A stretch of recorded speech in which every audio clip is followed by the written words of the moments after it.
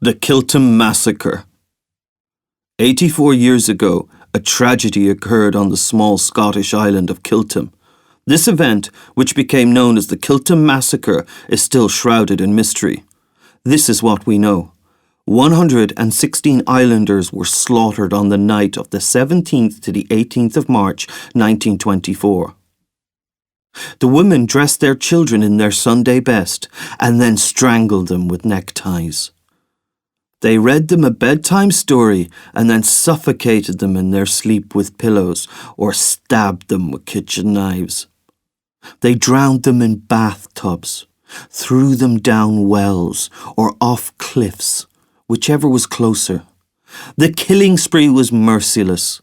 Among the rocks, washed up by the sea, pets were found alongside the corpses of children, dogs and cats, even a sheep.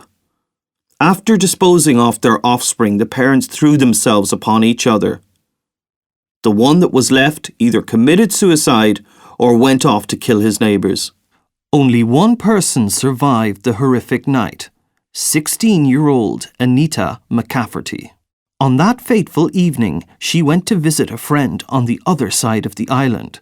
She stayed longer than she was allowed to, and it was that tardiness that saved her life. She knew she was in for a thrashing. She trudged back along the shoreline that was being battered by the dark night sea. She testified that she reached the stone wall on the edge of their plot and stopped there. It was not fear of the cane that caused her to hesitate, she said, but some kind of premonition. When the investigators asked her about the origin of the evil premonition, she couldn't describe it to them. In any case, the premonition was the second thing that saved her life. She didn't enter the house through the door as she would normally have. She first peeped through the window. What she saw took her breath away. Her mother was lying on the floor in a pool of blood. Her father was bending over her, a long butcher's knife in his hand. Anita didn't cry out, and that was probably the third thing that saved her life. She just moved away from the window in shock and stumbled into the barn. Then, hiding under the hay, she watched through a crack between the boards as her father took her younger siblings, a 5-year-old sister and 7-year-old brother, in his arms and walked them to the cliff. Anita buried her face in the hay. With her hands pressed tightly to her ears, she listened as her father searched for her, calling, wheedling, and threatening. Finally, his voice was lost in the darkness. 16-year-old Anita spent the night in the barn. She could hear the sounds of women being killed and children wailing, the crazed shrieks of their killers. She didn't venture out of the barn until morning. The sun beat down on the wet grass she stepped into. The crashing of the waves at the bottom of the cliff was muffled and regular. The night storm was over. It had been one of the few nice mornings on the island, which lies under a shroud of fog or a veil of rain for most of the year. For Anita, though, it was the most horrific morning she'd ever known. The dead bodies of villagers were strewn over the lush green sward, slashed, stabbed, some torn apart as though feasted on by wolves. The quantity and nature of the injuries shocked Anita. They showed that the murderer's motivation was not just killing, but revenge. It defied common sense. These were their families, neighbours, friends, and in the space of one night, they all wiped each other out like gladiators in the Colosseum. Not a soul was left alive on the island, except Anita and the sheep grazing on the hillsides. Anita untied a boat and set off for the mainland. She never returned to the island, not even when the police asked her to help with the investigation. She was placed with a foster family in Fort William, where she spent 5 years. She ran away at 21, whereupon she vanished from the face of the earth. And Jack learned all this too late, that is, after he had bought a house on the island. A low stone building with 2 chimneys and a black slate roof. The farm came with a small stone-fenced plot and a crumbling barn. The interior consisted of a narrow hall, 2 small rooms and a low attic. Jack couldn't believe that a married couple and 3 children had fitted into this small box 84 years ago.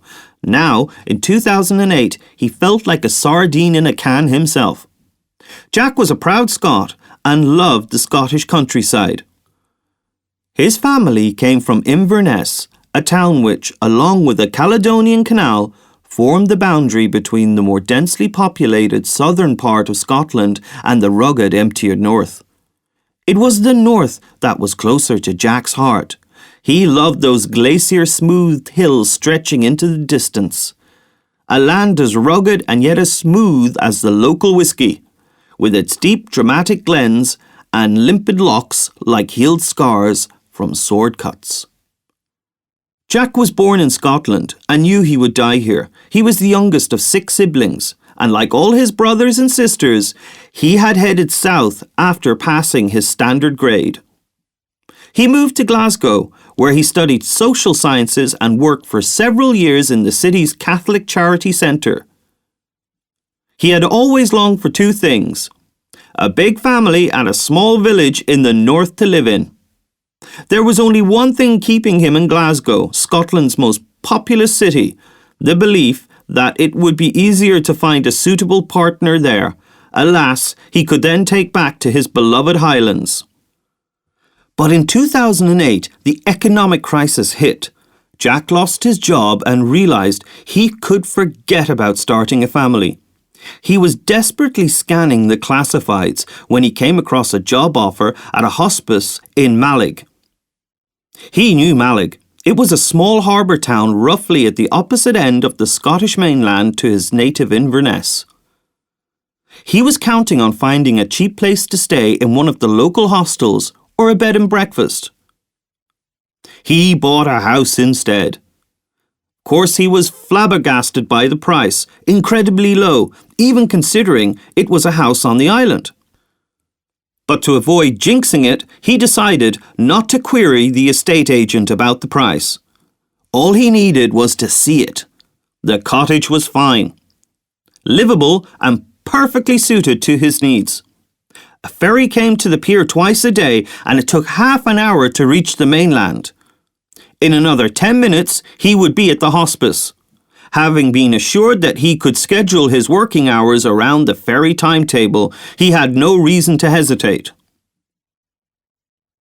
Now he could have kicked himself for not doing any research. There were so many warning signs, not just the price, but the fact that the house hadn't been occupied for 84 years. Just as most of the other houses on the island weren't occupied. The first record of a settlement of Kìltem dated from 1595. In its heyday, it had 300 inhabitants. Now, barely 20. The island resembled an open-air museum where history had stopped at some point, preserved like an insect in resin. You could count the number of houses whose windows were lit up after dark on the fingers of one hand. There were no old people living here and not a single descendant of the original settlers. Only modern incomers. All indications were that some tragedy had befallen this corner of the earth at the beginning of the last century. If Jack hadn't known it was nonsense, he would have thought a tsunami had swept over the island, or a plague. But the reasons need not have been catastrophic at all, he assured himself. For example, a simple migration caused by economic crisis could have been to blame. After all, he too had been forced to weigh anchor and leave Glasgow as a result of recession a century later. He remembered his school lessons where they had learnt about the Highland clearances when thousands of people had to leave the Scottish hills. From the nearby island of Rome, all 450 inhabitants had gone to Nova Scotia in Canada in 1825. All 150 inhabitants left the Isle of Muck. And confirmation that the outlying parts of Scotland are depopulating as part of a natural demographic trend is illustrated by the fate of one of Europe's most remote islands, St. Kilda. People lived on this piece of rock since the Bronze Age, until the 1930s, when all the remaining people left of their own volition. It's all right, Jack reassured himself, but it wasn't, and his first evening walk made it clear. Crosses, dozens of crosses, hundreds of crosses. The grassy hillsides were studded with them like needles. Jack found that no matter where he stood on the island, he could see at least 3. What's more, the carved ornaments and inscriptions, whose sharp edges had not yet been smoothed down by the daily rain or wind, told him they weren't old. Certainly not more than 100 years old. It was a mystery until his first day of work. That Monday morning, Jack met Ellie. Ellie was his nearest neighbour, a pretty young girl with curly red hair and a backpack in which she carried her laptop. She worked in the harbour master's office in the port of Malig. Like Jack, she had recently come to the island, 2 years ago. "They all killed each other," said Jack, his mouth agape. The morning ferry was breasting the waves with loud booms as it slogged towards the mainland. "All except one girl," Ellie confirmed. Jack was speechless. "There are lots of articles about it on the internet," Ellie said. She reached for her backpack and started to pull out her laptop. "I didn't read any," Jack admitted. Ellie typed Kìltem Massacre into the search engine and clicked on the images tag. The photos that appeared in front of Jack were black and white and poor quality. They were horrifying nonetheless. Dead people with their heads cut off and knives stuck in them. Lying on beds, floors, doorsteps, some with a noose around their necks, swinging inches off the ground. "Why?" "Nobody knows. People here are very superstitious. They think it was the devil himself who was behind it." "That's why there are all these crosses," Jack gasped. Ellie nodded. "I guess they're meant to protect the island from the return of the dark forces." Jack was shocked. He immediately understood why his house was so suspiciously cheap. 84 years ago, it had been a murder scene, like all the other houses. As Jack stepped off the boat onto the concrete quay in Malig that misty morning, his mind was made up. He would not return to Kìltem. He would call the estate agent, sell the house at a loss, and find some sort of rented accommodation. His work convinced him that was the right decision. The hospice he walked into that day was a grey, depressing place full of despair and lamentation. A station where the terminally ill waited hopefully for the train called death. When he left the hospice that afternoon, he felt old. He considered moving not only off the island, but away from Malig altogether, back to Glasgow. He walked the streets looking for a spare room or at least a bed. He traipsed from one B&B to another, but no vacancy signs looked down on him from all the doors. It's the holiday season, he thought, sitting down on a bench and letting the rain fall on him. He realised that the bus station was the only place he could find shelter, but it closed at midnight. In the evening, soaking wet, he trudged back to the harbour. Ellie was waiting for him. In the boat's cabin, she bought him some tea, fortified with whiskey, to warm him up and told him how 2 years ago she too had wondered whether she would find the courage to live on the island. "I haven't seen any ghosts there yet," she ended her speech cheerfully. "Anyway, how was your first day at work?" Jack sipped his hot toddy morosely. "Wonderful." In the end, Ellie persuaded Jack to change into dry clothes at home and drop around to her cottage. She welcomed him with cheddar and scotch. They talked for a long time, and Jack still couldn't believe that the island's past didn't bother her. "Someone died everywhere," Ellie stated, "and I needed a cheap place to live, and solitude." "There's plenty of that here," Jack nodded toward the darkness outside the window. Then he sighed. "Do you know how they died?" "Who?" "The people in your house." "Rachel Rawlins stabbed her husband Bill to death in the bedroom, then the children upstairs, and finally slit her own throat here at the kitchen table." Jack unconsciously withdrew his hands from the piece of furniture in question. Ellie laughed. "Not this kitchen table. Do you think I'd keep a relic like that here? The furniture is new." "I," stammered Jack, a chill running down his back. "I didn't change the furniture. Just the mattresses on the beds and... my God." "Relax. Your family didn't die in the house," Ellie said. "What?" I read that your predecessor, Farmer Brendan O'Neill, chased his wife into the barn and stabbed her with a pitchfork. Then he dragged the children to a cliff where he threw them into the sea. When he'd finished, he went back to the barn, stuck the handle of his pitchfork into the ground and pierced his throat with it 4 times. That makes me feel a lot better, Jack quipped. He thought of the half-collapsed barn behind his house and was glad he hadn't set foot in it yet.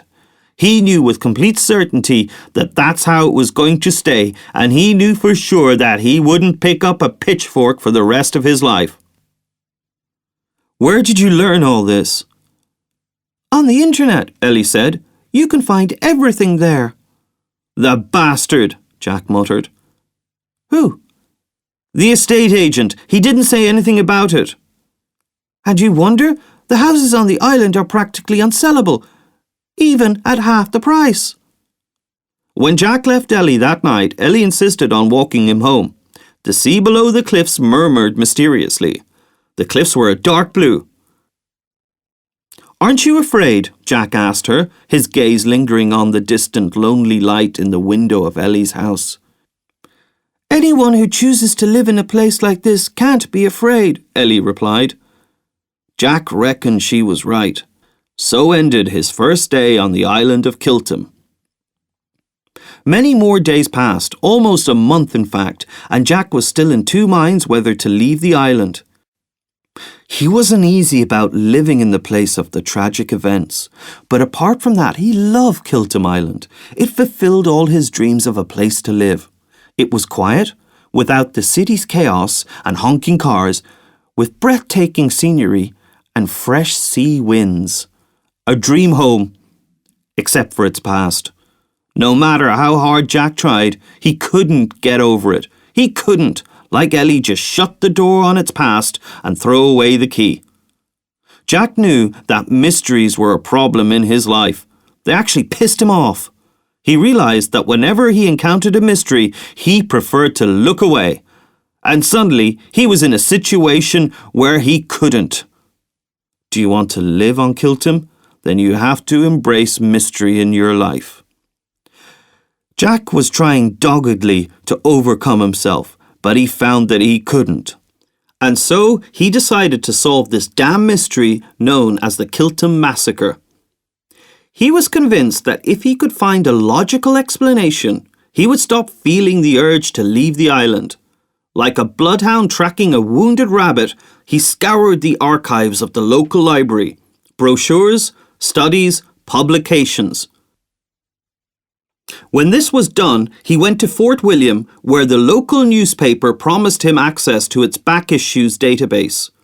Jack flipped through the yellowing pages of the Fort William Courier, reading articles, looking at photographs. At the council office in Malig, the archivist placed a thick, dusty binder in front of him, devoted entirely to the Kìltem Massacre. Everyone covered it. The London press, American and French newspapers. As it turns out, in 1924, an event from a small Scottish island you wouldn't find on a map had swept the world. When Jack had all the newspaper clippings read and copied, he asked the chronicler if there was any way to learn more about the residents who had died at Kìltem. With a knowing smile, the chronicler left him for a moment. Then he laid out an absolute treasure trove in front of him. A list of names with years of birth and occupations of all 117 settlers. It turned out that most of them were farmers, sheep breeders and fishermen. Then there were the landlord of the local pub, the Mottled Sheep, a doctor, a teacher and the owner of the small boat that connected Kìltem to the mainland. He was called Harry. The name stuck in Jack's mind immediately, as he was the only one on the island who had no family and lived alone. With the help of surviving photographs taken between 1918 and 1924, Jack gradually pieced together a picture of the entire village. The most valuable photograph was the one taken in July 1923, the year before the tragedy. Marking the occasion of the annual sheep shearing, the photograph captured all the islanders. Jack gradually put a name to each face. The people who turned into mass murderers a few months later were given faces. "You're not trying to solve the mystery, are you?" Ellie asked Jack one evening when she dropped in for tea. She stared in amazement at the images plastering the walls. "Yep." "Why?" Jack shrugged. "Those who do not understand their past are doomed to repeat it." "You're scaring me," Ellie shuddered. "But nothing makes you afraid." Ellie shook her head. "Not nothing." After tea, they went for a walk. Seagulls glided along the cliffs and bobbed on the waves. Puffins, like penguins crossed with toucans, awkwardly stepped along the cliff edges like tightrope walkers over a precipice. Jack and Ellie watched the sunset.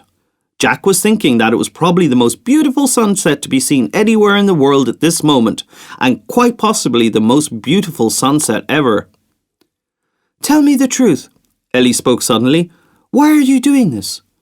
Jack sighed. "Some kind of obsession, I reckon. I just hate mysteries, and I think if I can solve this one, I'll feel better." "You can't solve the Kìltem Massacre." "Why ever not?" frowned Jack. "Because no one could. The team of police investigators, mystery buffs." "The truth exists." "Yes, but time has washed away the evidence. You're not going to find anything new after 84 years. "What was the reason you came here in the first place?" Jack changed the subject. "To Kìltem? I already told you. I wanted to be alone." "Tell me the truth." Jack looked at her. "Just like I told you the truth." Ellie moved her backpack and laptop closer to her body. The wind from the sea ruffled her red curls. "I don't want to talk about my secret yet." Jack burst out laughing. "Oh Lord, another mystery." Ellie laughed too. Then she suddenly grew serious. "My boyfriend left me," she blurted out hastily. "He left because—" Her voice broke. "You don't have to tell me, Ellie. Hey." Ellie was crying on Jack's shoulder, and he was holding her in his arms. All that was left of the sun was a golden furrow in the waves. The temperature had dropped. "Promise you'll stop your research as soon as you feel better." "I won't get better until I succeed," said Jack. He paused. "Do you really not care one bit about what happened that day?" "What do you think happened? They killed each other." "But why? Why did Rachel Rawlins grab a knife out one night of the blue and stab her husband 21 times in the room you go to sleep in every night, and then go upstairs to kill her children?" Ellie smiled. The wind had already dried the tears from her freckled cheeks, but her lashes were still damp.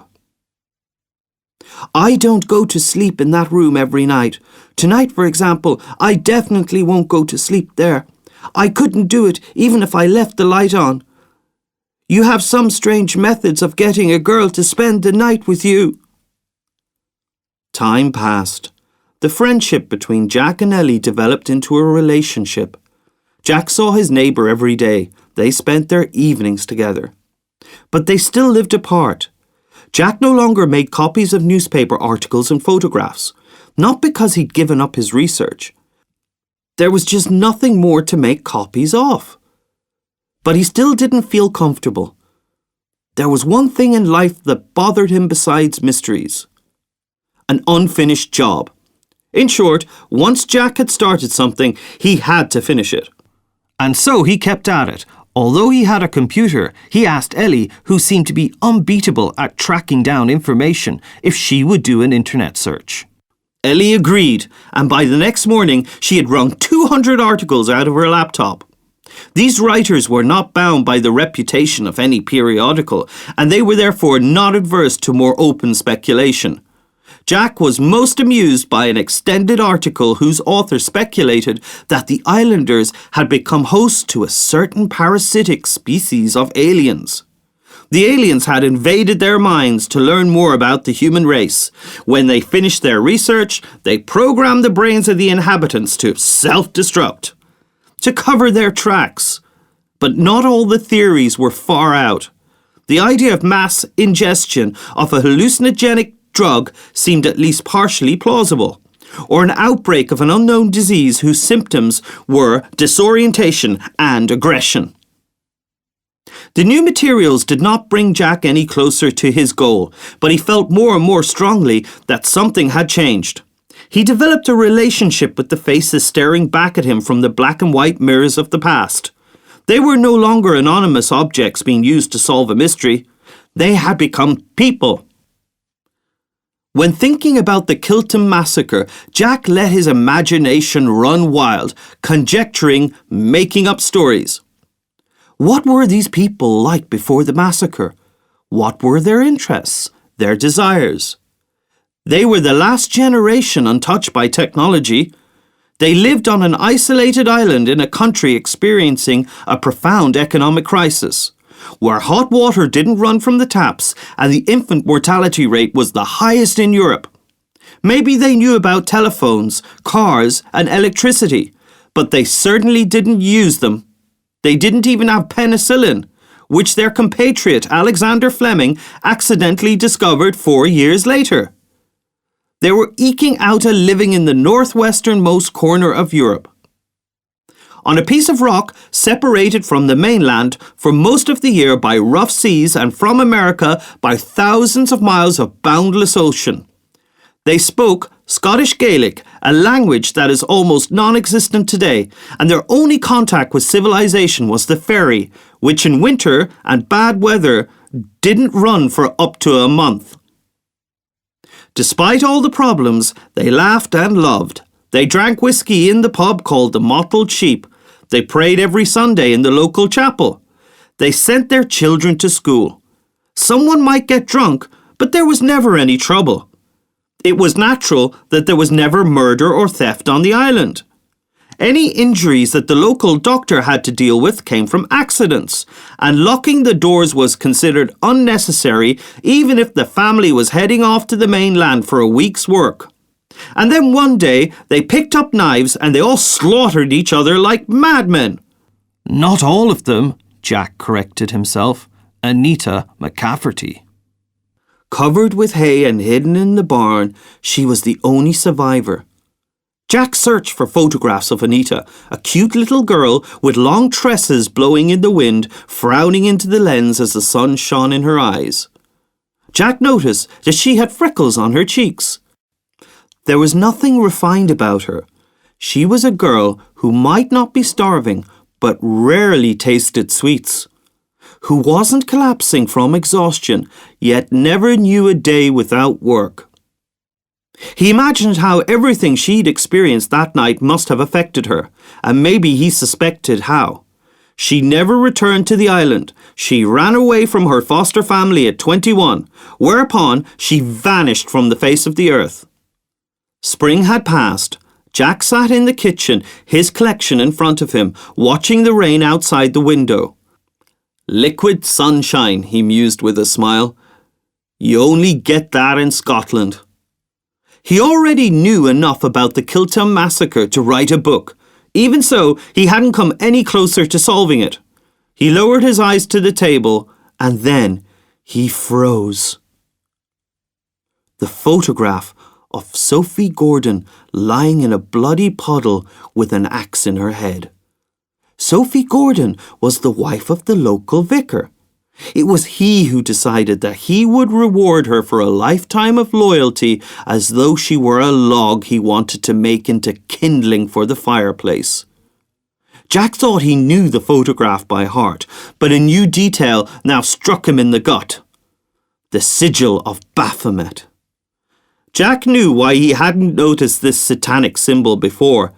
It was in the far corner of the photograph. It was 2 or 3 meters away from the dead woman's body. That's why it was slightly blurred. It wasn't painted either. It was made from, Jack squinted, little balls of something, dried peas or maybe corn. Last but not least, most of it was covered by a torn curtain. Jack wasn't at all surprised it had escaped his notice amongst all the disarrayed furniture and broken plates. What's more, he wasn't surprised that it had escaped the attention of the investigators. Noticing such an insignificant detail next to a corpse with an axe in its head was about as likely as noticing that a diver being eaten by a shark was wearing his wedding ring on his right hand instead of his left. The occult ornament in which a goat's head could be set was nothing new to Jack. He became familiar with its form and meaning while writing a university paper on the world's biggest sex. He thought it would be a boring topic that he would have to struggle through. As with the Kìltem Massacre, though, the work turned into an interest bordering almost on obsession. He handed in the paper on time and got an A+ on it. He knew that the word Baphomet was etymologically composed of the Greek word baphe and metis, meaning baptism by fire. This idol was originally worshipped by the Templars. Later, the five-pointed star in a circle became an unmistakable sign of Satanism. He squinted at the lines of the pattern and considered the likelihood that they had arisen naturally, that the balls of peas or corn had simply lined up that way by chance when they fell. It would be about as much of a coincidence as solving a Rubik's Cube blindfolded, like firing an arrow without aiming but hitting the bullseye, like assigning the right name to an unknown group of people. No, Jack concluded, all these things are possible, but little balls scattered in a regular Baphomet sigil shape are not. The symbol must have been created on purpose, but who created it? A person or someone else? Is Kìltem Island really a gateway from another world, from which goat-headed people come out onto the surface of the earth to bring other innocent souls to their underground kingdom? He thought of the stone crosses covering the island. Then he remembered the chapel as well. The islanders were religious. And did the golden crosses around their necks and the communion wafers they swallowed before the Kìltem Massacre help them? Jack suddenly felt fear. He turned sharply. The white walls, the cupboard, the carpet, the door leading into the hallway. On the chest of drawers was a vase holding red decorative stones. A candle burned beside it. Was it his imagination, or had its flame just swayed slightly, as if someone had passed by? He stood up and headed for the chest of drawers. He put his hand into the decorative vase, scooped up a handful of stones, and scattered them across the carpet. Nothing. No satanic symbol. Or any other particular shape. Jack wondered why he'd done it. Because he needed to be sure. 3 seconds of complete silence passed in the house. Then someone banged on the door. Jack let out a soft yelp. With a trembling hand, he picked up the stones and put them back in the vase. Then he hurried over to the door. Ellie stood behind it. She was wearing a raincoat and her backpack and laptop underneath it. "May I come in?" "Of course." "You look scared," she remarked as she slipped off her raincoat. Jack forced himself to smile. "I'm not," he assured her. In the living room, he stoked the fireplace and opened a bottle of whiskey. They both sat for a long time staring into the flames. "Why are you here?" Jack asked. "I feel safe with you," Ellie replied. He hugged her. "You are, Ellie. You're safe with me." Life on the island went on. Jack and Ellie took the ferry every morning and returned every afternoon. Malik's crowded port was groaning under the peak tourist season, and every day Ellie came back tired from the harbour master's office. Jack too felt exhausted, even though the tourist season didn't affect him. He had worked in social services all his life, but never in a hospice. It was only now that he understood why the hospice was offering a vacancy and a salary comparable to what social workers in Glasgow made, even at a time of economic crisis. The work was soul-destroying. Bleak rooms full of long-term patients with little or no hope of getting better. Chronic pain, bed sores, nappies, no laughter, just lamentation.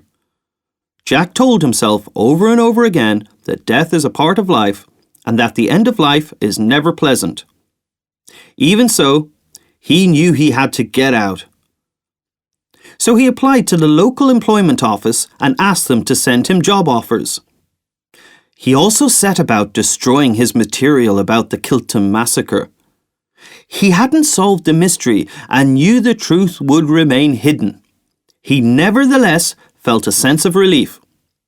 He had transformed the original boulder lying on his chest into a harmless pebble in his shoe, which, although he could feel it, could be lived with. He tore the photographs and name labels off the walls. He was about to climb up into the attic and leave the horrible fare to the spiders and rats, but he stopped. He was struck by one image. It was the group photograph taken on the 24th of July 1923 on the occasion of the annual sheep shearing. It showed all the inhabitants of the island. Jack recognized them all but one, that is. A young woman. He'd initially ignored her, thinking she was a hired hand from the mainland, or simply an acquaintance who came to help out that day. He took the woman to be a stranger who found herself on Kìltem that July afternoon by chance. She couldn't have been an islander because she wasn't in any of the earlier photographs. She wasn't listed in the census, and she didn't look like an islander. She was slender and strikingly beautiful. She had long, straight raven hair that framed a sharply chiseled face with prominent cheekbones. It occurred to Jack that the woman, maybe still a girl in fact, would be more at home on the catwalks of the present day, not the remote islands of the west coast of Scotland in the last century. She wore a flannel shirt that was too big for her and long linen trousers. She looked straight into the lens with eyes as piercing as two glowing coals. She didn't fit the setting or the time at all. She was completely different from the other women who were mostly fair-haired and stockier. And there was another difference. Jack was infuriated that he hadn't noticed the detail before. The woman had beads hanging from her neck and wrists. The other woman didn't have beaded bracelets, and, in fact, they weren't adorned with anything that could be considered finery. Only some had the requisite cross on a chain round their necks. He went through all the photos again, but as he expected, he couldn't find the unknown dark woman in any of them. She seemed like an apparition. An apparition we only glimpse out of the corner of our eye, so we're not sure if we've actually seen a ghost or if it was just a trick of the light. "Put it out of your mind," Jack whispered to himself. The woman was God knows who, and she was of no importance. She featured in the photo by accident for a very simple reason you'll never figure out. You'll just be wasting your time. You were determined to quit, so put the black and white picture in the bloody box and take the box to the attic. Jack was tempted to do it. He really was, but he didn't. Leaving a job unfinished, the woman obviously was important, and he was going to find out. So he immersed himself in new research. The unknown woman was not one of the official 117 residents. He assumed that she lived on the island for some time, though. She probably arrived sometime between the last census in March 1923 and the sheep shearing on the 24th of July 1923. Jack let his imagination run wild. She had evidently arrived unexpectedly. Some well-meaning islander had evidently let her stay with him. She evidently had no money, no papers, no family. But there was too much evidently in his reasoning. Jack needed facts. Speculative fantasies wouldn't get him anywhere. Well, yes, facts, he thought, but where to get them after 84 years? He'd reached a dead end sooner than he'd anticipated. And so, Jack did, after all, stuff the Kìltem Massacre into a box that day and carry it up to the attic. He couldn't sleep that night. He lay on his back staring at the ceiling. Against his will, he thought about the mystery. A sigil of Baphomet and an unknown black-haired woman. A sigil of Baphomet and an unknown black-haired woman. A sigil of Baphomet and an unknown black-haired woman. And then his eyes widened like a man who has found a treasure chest. Anita McCafferty! The only survivor, the only person who could clear the murky waters off his thoughts. Who could tell him about the unknown woman with beads and a satanic symbol? Anita McCafferty, who never came back to the island after the disaster and ran away from her foster parents as soon as she came of age. But she's dead now. But is she really? Jack thought with a jump. What if she isn't? What if she is still alive? He had always taken Anita's death for granted. The event, which left no survivors and which was only recalled by well-thumbed black and white photographs, seemed as distant as the Ice Age. But it slowly dawned on Jack that there was no confirmation of Anita's death. It just seemed logical. After all, it had been 84 years since the Kìltem Massacre. Anita was 16 years old at the time, and if she were still alive today, she'd be 100. Jack knew from his daily routine at the hospice that living to 100 wasn't impossible. And if Anita was still alive... The very next day, he typed her name into a database in the hospice's office. It didn't take 2 minutes. Anita McCafferty was indeed 100 years old and was currently living in an old people's home in Edinburgh. He called there the same day and asked for Anita's attending physician. "Hello, this is Jack calling. I'm a social worker at the hospice in Malig." "What can I do for you, Mr. Collin?" Jack hadn't thought up a harmless lie. "One of my patients is dying. He asked me if I could pass on a message to one of your patients in person." "Who exactly?" "Anita McCafferty." There was silence in the receiver. "I think that'll be okay," he heard at last. "I will tell Miss McCafferty you're coming. When would that be?" "Tomorrow." "How is she?" Jack asked. "Mentally fine, but physically, she has chronic arthritis. Tendinitis. She can hardly move, but she refuses painkillers. Diabetes, high blood pressure, and so on. Do you think..." "Hard to tell." A short pause. "But it won't be long, that's for sure." "Nobody heard anything about that girl for over 80 years. How on earth did you find out about her?" Ellie seemed shocked to learn that evening what her friend had found out. "Luck," Jack smiled. "Besides, practically no one was looking for her. And why should they? The investigators had found out everything they could from her at the time, and the foster family she'd run away from at 21 didn't seem to care where she ended up. I'm not surprised that I found her. I'm surprised she's still alive. I'm going to see her tomorrow to ask her about the woman with the beads." "Geez, it's been more than 84 years. Even if she remembers some woman, what can she possibly tell you about her? That she liked to wear beads?"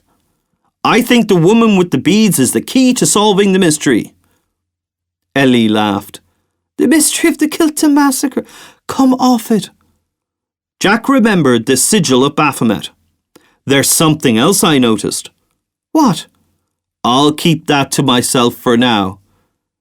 Ellie laughed again.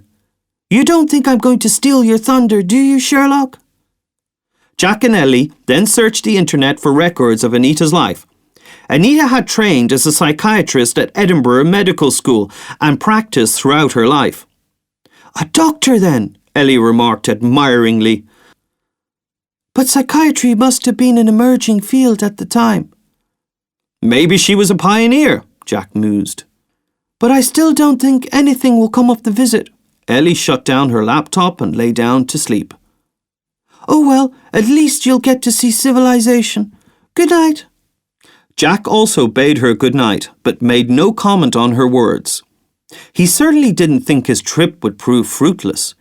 There was also a vague apprehension driving him on, an uneasy feeling that if he did not solve the mystery, he would die. A phrase he'd used to scare Ellie a year ago kept coming back to his mind. "Those who do not understand the past are doomed to repeat it." Jack arrived at Edinburgh bus station at 10 in the morning. As soon as he left the station and stepped out into the street, he felt shock. People everywhere, striding along the pavements, sitting on benches, talking on phones, rustling newspapers, drinking coffee, whistling and shouting. For the first time in his life, he understood the meaning of the word agoraphobia. At last he reached the retirement home.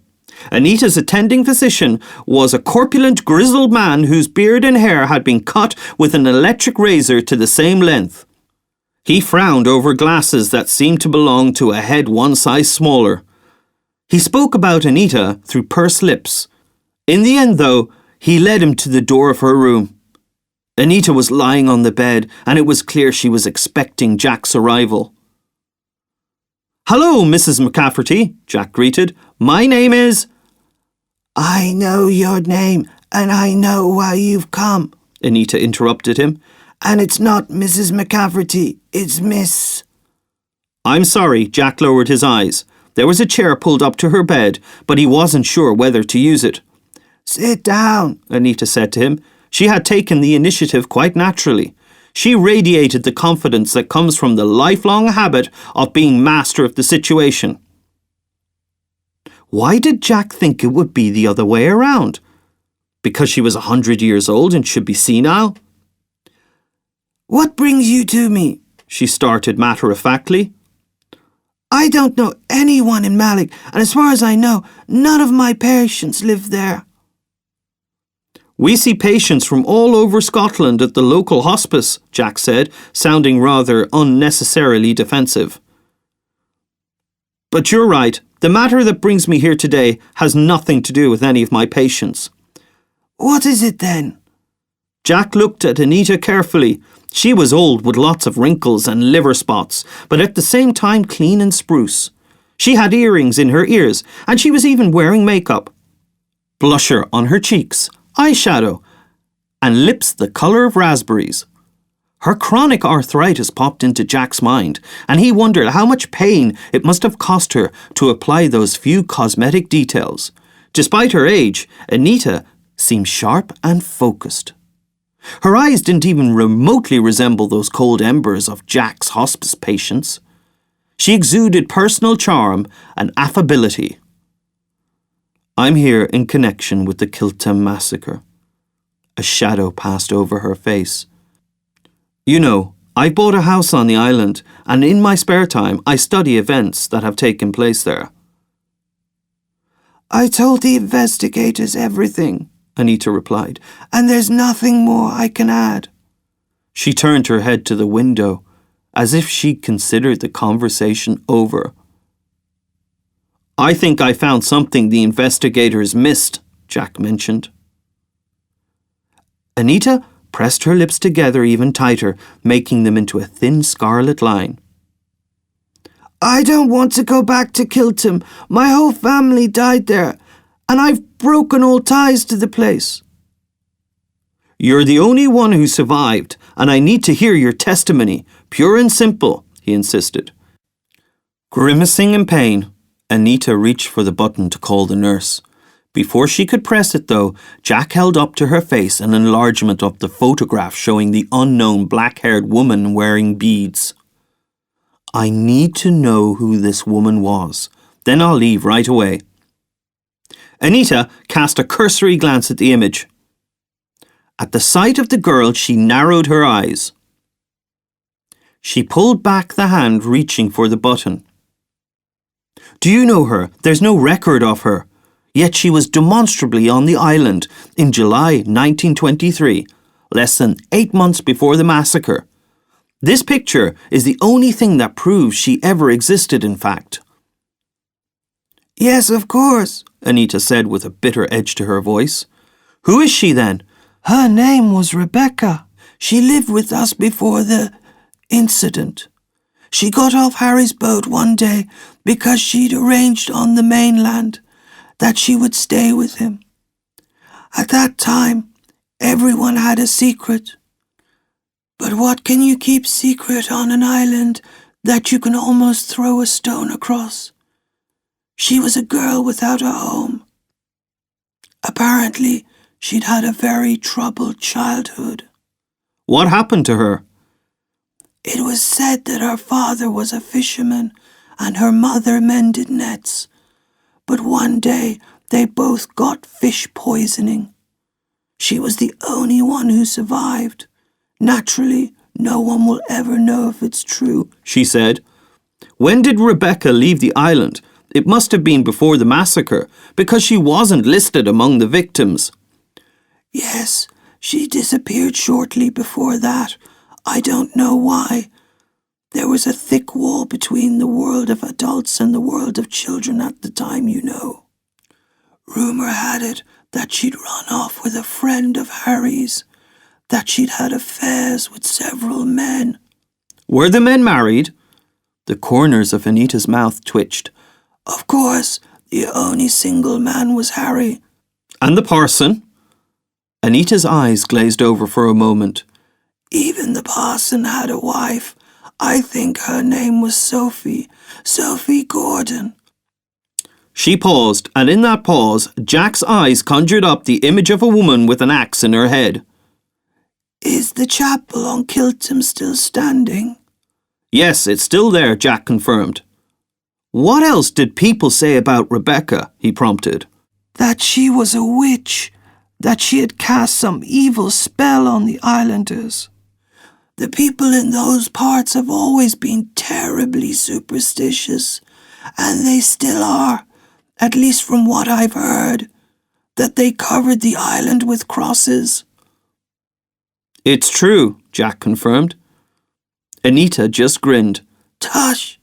As though they had thought a handful of worthless stone crucifixes would stop the devil, like making a cross of your fingers to ward off a vampire.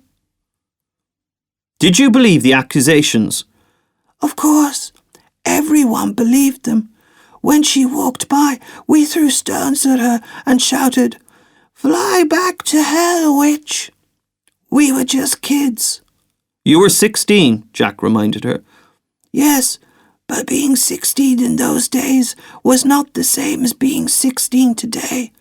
Back then, when you were 21, you couldn't stay out after dark, let alone spend the night away from home. With a boyfriend? Boyfriend? Anita snorted derisively. Having sex before marriage would get you thrown out of the house and excommunicated. It's not like that today, when 14-year-old girls are going to discos, wearing T-shirts with cleavage down to their navels and coming home at dawn. When these young lasses start taking birth control pills almost as soon as they get their first period. Jack stared at her open-mouthed. Why are you looking at me like that? She chided. I've worked as a psychiatrist all my life, and I've heard a lot of stories. Do you still believe that story about the witch today? He stammered. No, not today. There are no supernatural forces. I'm a doctor, and I believe in science and scientifically proven facts. You cut all ties with your foster parents when you were 21. Why? Personal reasons. Can you elaborate? No, I cannot. I don't see what my leaving my foster parents has to do with the Kìltem Massacre. Jack lowered his eyes. You're right. Sorry. So what do you think caused the tragedy? Closed society syndrome. Cabin fever. A pressure cooker from which no air can escape. One of these people just went crazy and unleashed an avalanche. So you don't believe it was the devil's doing? People have always had a tendency to blame others, haven't they, Mr. Collin, to find the true culprit. They're just not willing to admit that they're the only culprits. Are you telling me that all those people were crazy? Jack didn't believe it. All humans are potential madmen. Potential? It depends how far we push the boundaries. What do you mean? I mean that obsessions, phobias, or depressions, which were overlooked and downplayed in the past, are now recognized illnesses that are treated. Children are either hyperactive and need calming down, or withdrawn and require therapy, not like 60 years ago. But they weren't withdrawn or hyperactive. They committed murder. Anita fell silent. Jack felt that her silence did not mean she was admitting defeat, but was intended to underline the sentence she was about to say. At last she said, "Every human is a potential murderer." "You can't be serious." "I've studied the human psyche all my life, Mr. Collin, and I do mean it. Does the phrase, the miracles in the Andes, mean anything to you?" No, Jack shook his head. "It refers to an incident in 1972 when a plane carrying a Uruguayan rugby team crashed in the Andes. The survivors spent 72 days in the freezing mountain wilderness. 10 days after the crash, they learned that authorities were calling off the search. Food supplies were running low. What now? All these lads were good Catholics, but they ate the bodies of their friends to survive. Under certain circumstances, everyone is capable of cannibalism, and everyone is capable of murder." The men on the plane, the rugby team. We can understand that they might eat human flesh. They had no choice. "They could have starved to death," Anita smiled.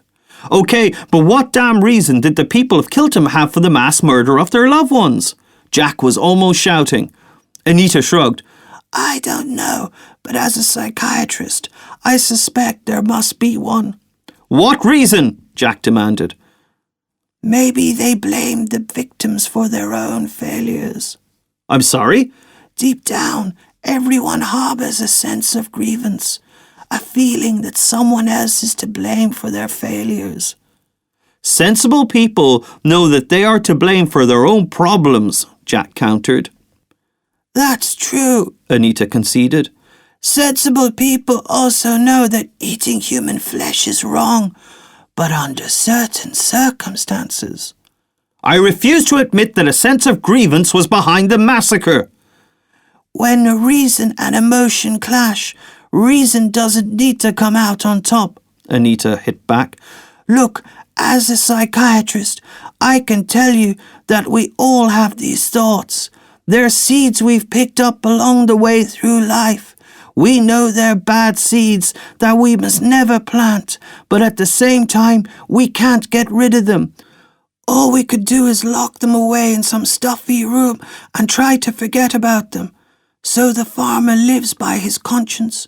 He plants only good seeds, but sometimes they don't produce a crop. Sometimes the harvest is ruined by water, sometimes by rats. So the farmer plants again, but this time the good seeds don't sprout at all, and the farmer's thoughts stray to the bad seeds that are locked away.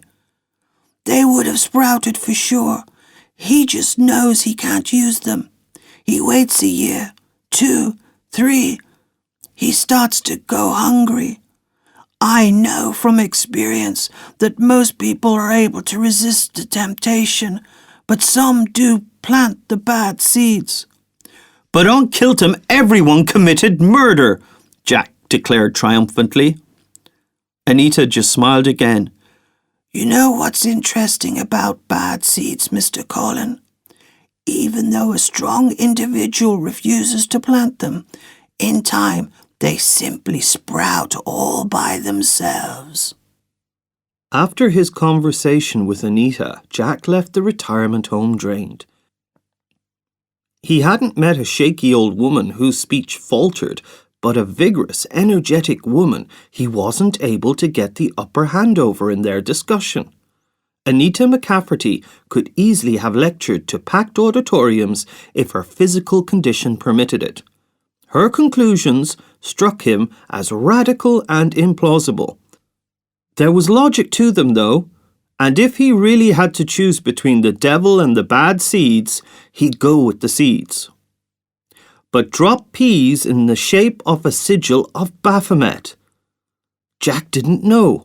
The meeting with Anita had brought more questions than answers. When he got back to the island that evening, he took Ellie for a walk. They strolled along the cliffs between the crosses, the wind coming in from the sea ruffling their hair. Jack told Ellie all he had found out in Edinburgh and waited for her opinion. "You aren't going to carry on, I hope?" she asked. Jack shrugged. "This has become an obsession. You won't make any new discoveries anyway." "I already have," he reminded her. "But even so, you can't bring back the past. Please, it's unhealthy to keep going over the same things again and again." "It doesn't affect me. I work with death every day." "You said you wanted to hand in your notice at the hospice, didn't you?" Jack was silent. "Why don't we just move away?" Ellie suggested. "I don't want to go anywhere else," said Jack. "I've fallen in love with this island. I've fallen in love with Kìltem. Let's try living here together. We'll move in together. We'll sell one house and enlarge the other. And if kids follow..." Ellie bowed her head. "I know I haven't talked about it yet. I'm sorry if this is too fast for you." She broke away from him. "Haven't you thought about our future?" "Our future?" she snapped at him. "We don't even know each other yet.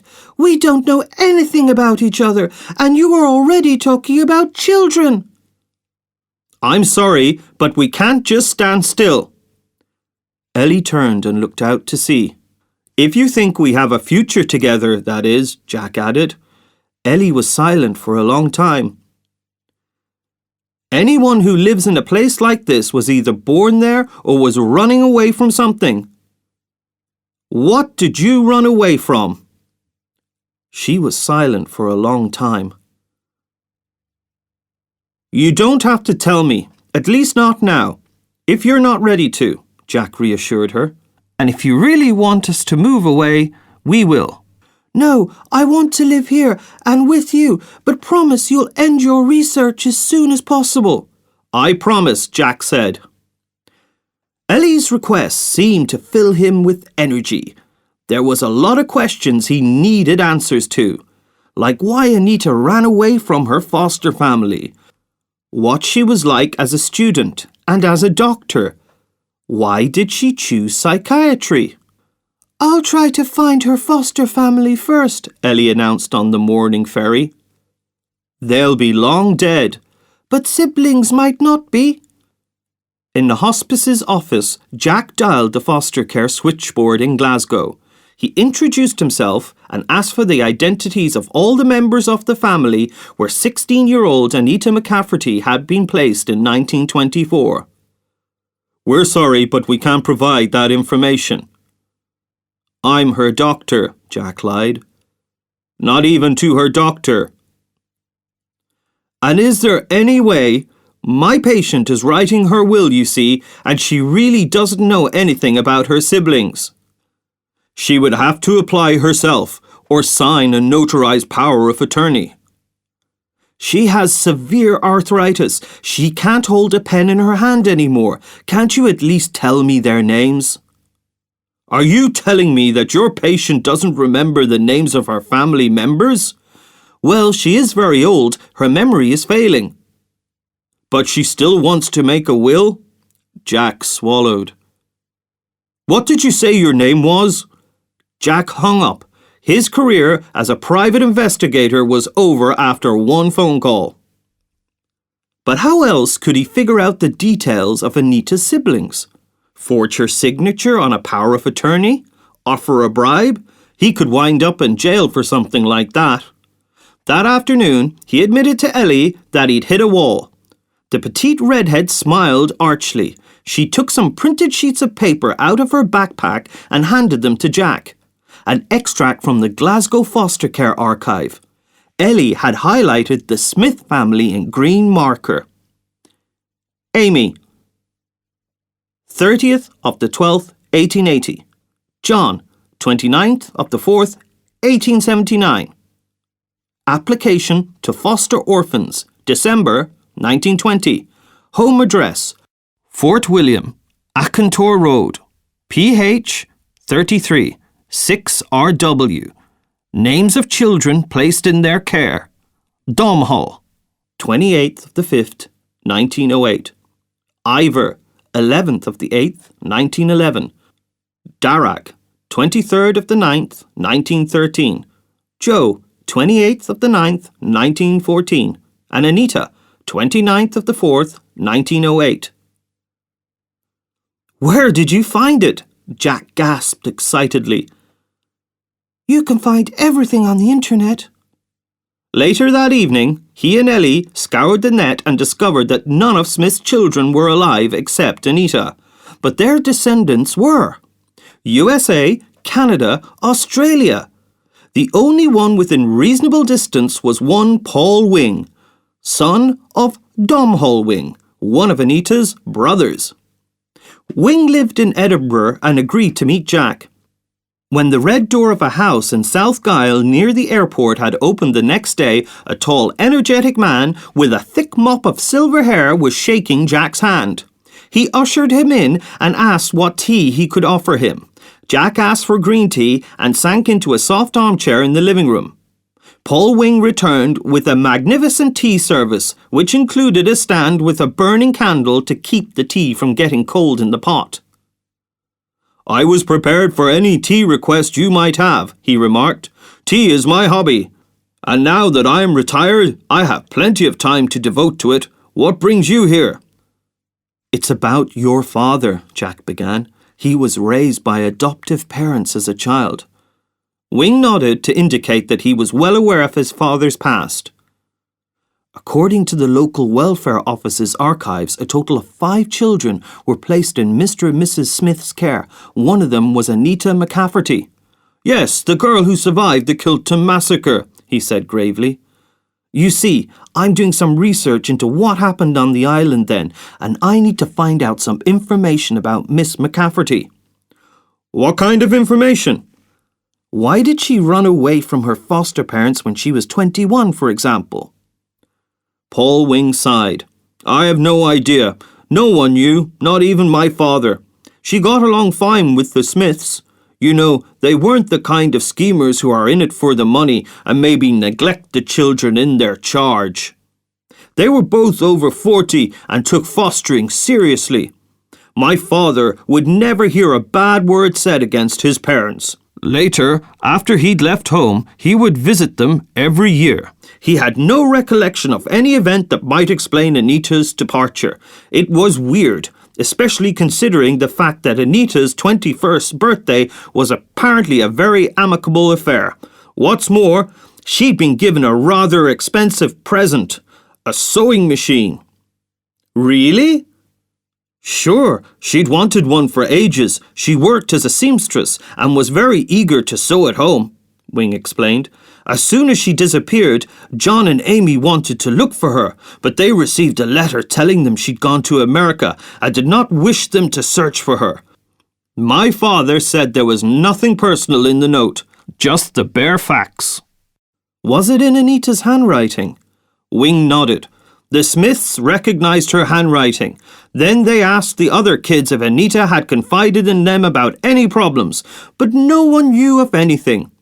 Even though Anita's departure affected them, they respected her wishes. They never looked for her or tried to contact her. Jack spent a few seconds considering what he'd heard. He pondered. How many days after her birthday did she leave exactly?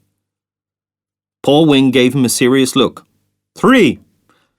Jack deliberately missed his bus and decided to visit Anita. He needed answers, and she was the only one who could give them to him. Good afternoon, Anita, Jack said as he entered her room. Anita was lying on the bed like last time. She had no makeup on, though. It was clear she hadn't expected any visitors today. You're unannounced, she grumbled. I know, but I'd like to ask you a few questions if you don't mind. Anita smiled. If you grab hold of something, you don't let go, do you, Mr. Collin?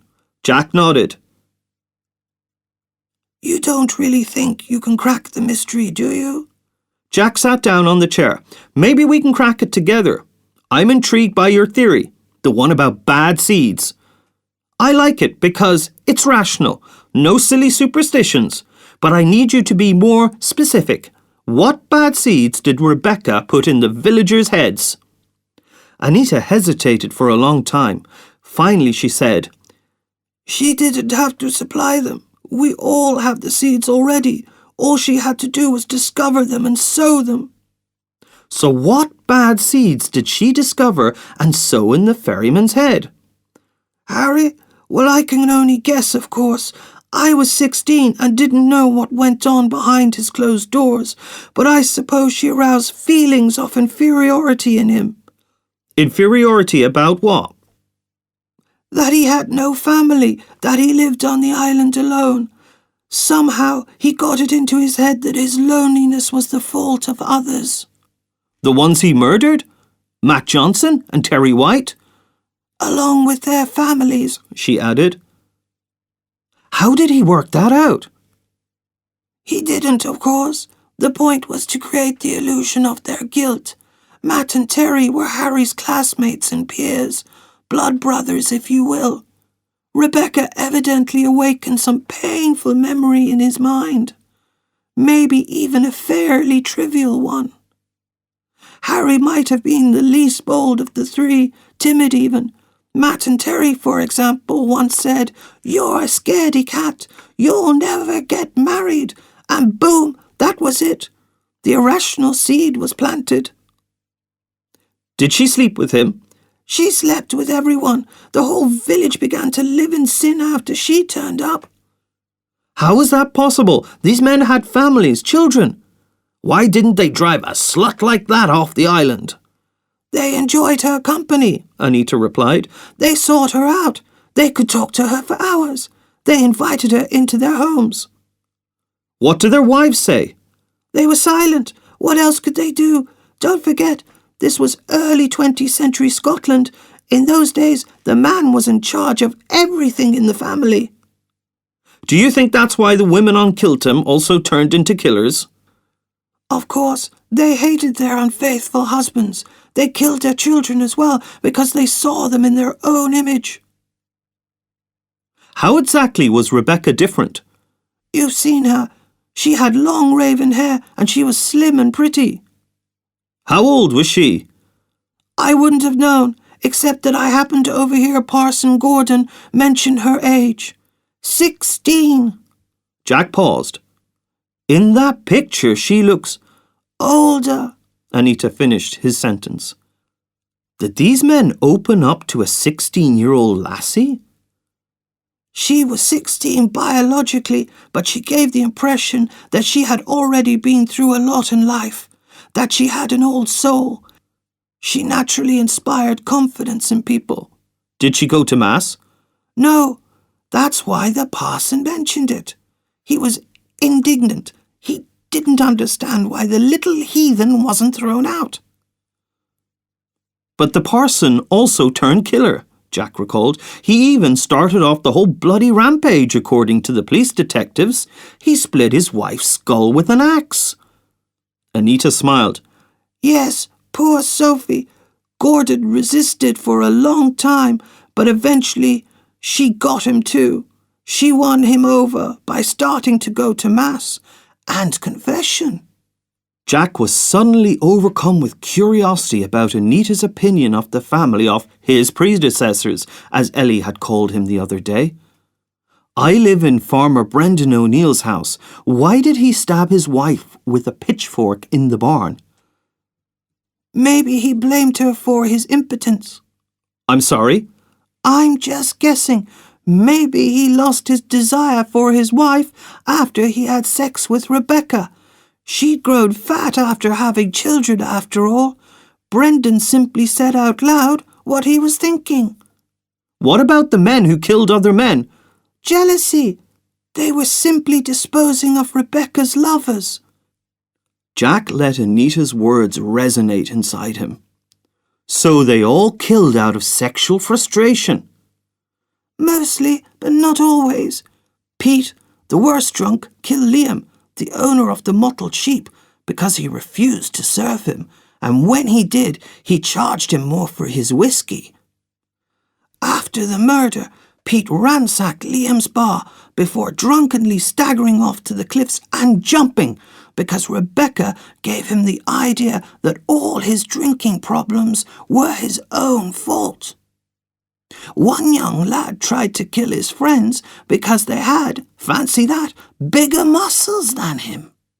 Unfortunately, he only tried. They ended up killing him. I also remember a local teacher.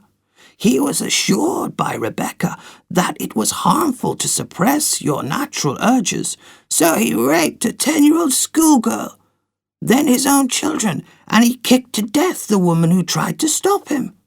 When he was done, he walked down the street, killing random men because he envied them for never suffering as he did. Finally, disgusted by his actions, he committed a gruesome hara-kiri on himself. How did Rebecca know the teacher was turned on by some schoolgirl? How did she know Brendan O'Neill would blame his wife for his impotence?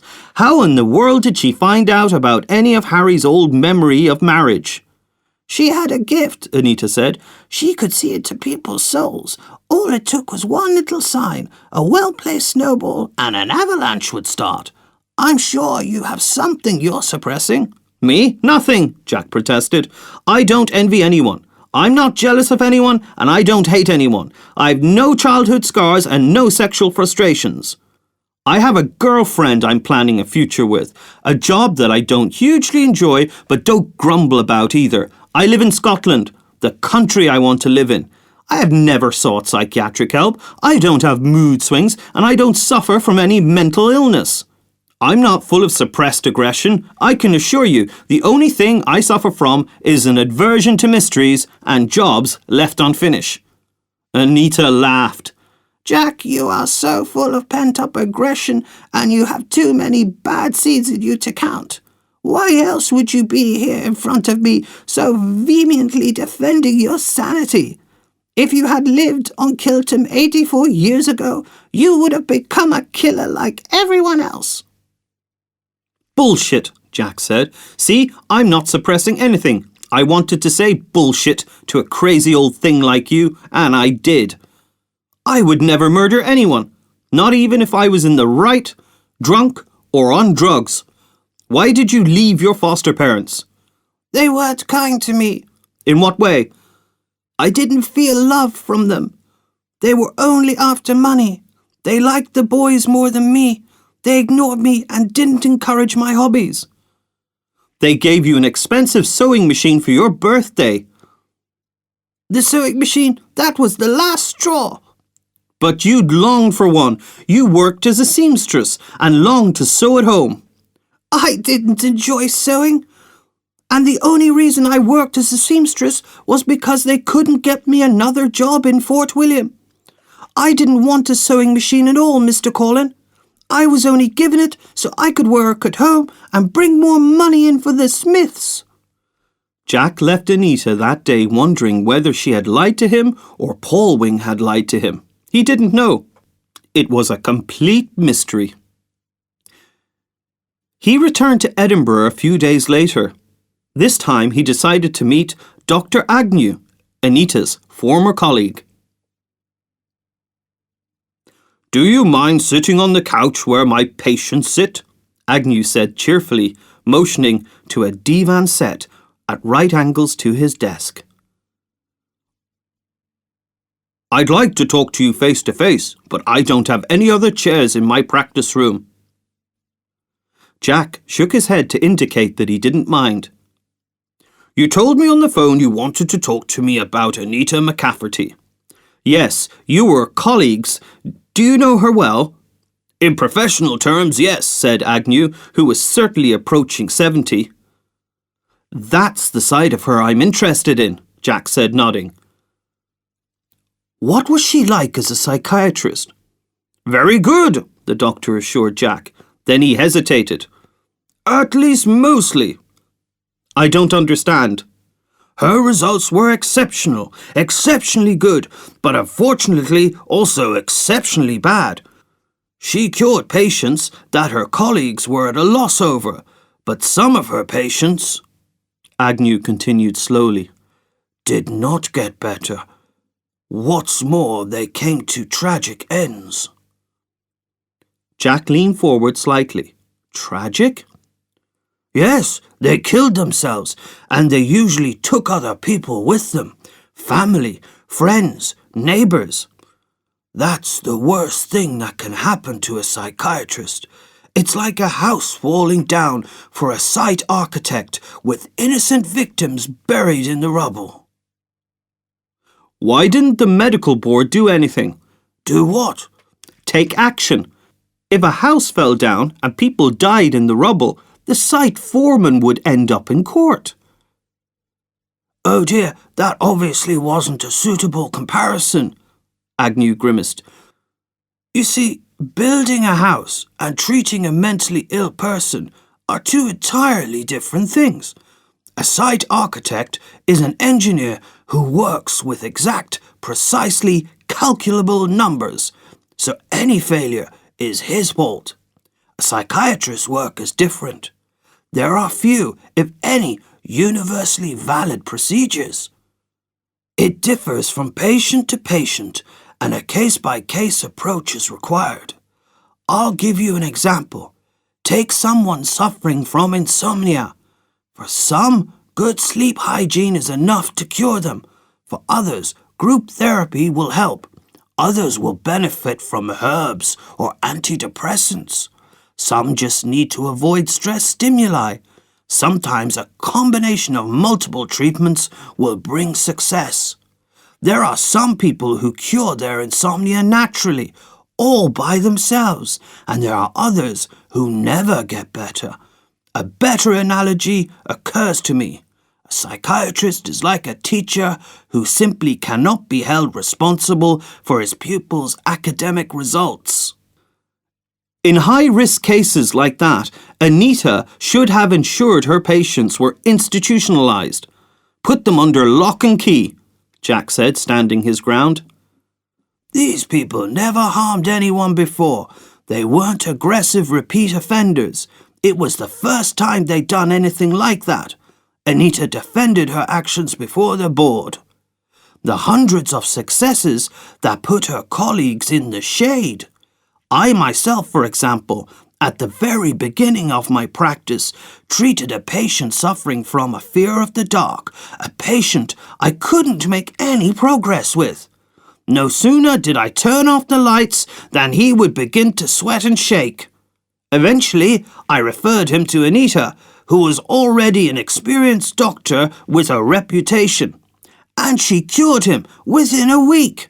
The young lad was no longer afraid of the dark. 99.9% of her results were good, but now and again, some, as I said, were bad. They were rare.